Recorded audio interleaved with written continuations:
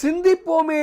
1680 பஞ்சாக்கரன் போல் முற்றும் அளிப்பவர் யார்? ஸ்ரீ கச்சியப்ப மாமுனிவர் விளக்குகிறார். தன் பெருமை பிறரால் அறிந்து கொள்ள முடியாத பெரியோன் பஞ்சாக்கர தேசிகன். அவன் வள்ளன்மையை அனுபவித்து அறிந்து கொண்டவர்களுக்கு மற்றவர்கள் வள்ளன்மையும் ஒரு வள்ளன்மை என தோன்றுமோ? விருப்பு வெறுப்பு இன்றி எந்த ஓர் எதிர்பார்ப்புமின்றி அருளுபவன் பஞ்சாக்கர தேசிகன்.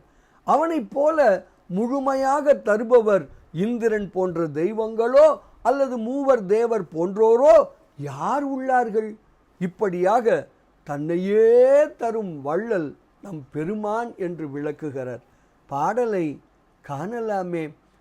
பெற்றி ஒருவருக்கு அறிவறியான் பெரு வள்ளன்மையை உற்று அறிந்தான் மற்றை வள்ளன்மையாய் உருமே. பற்று இகல் இன்றி பயன் விழையாது பஞ்சாக்கரன் போல் முற்றும் அளிப்பவர் யார்?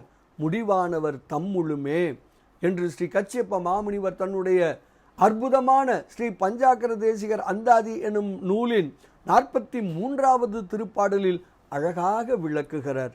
வள்ளன்மை உணர்வோம், ஞானம் பெறுவோம், பேரானந்தத்தில் திளைப்போம் திளைப்போம் திளைப்போம். இனிய வணக்கம். சிவாய நம.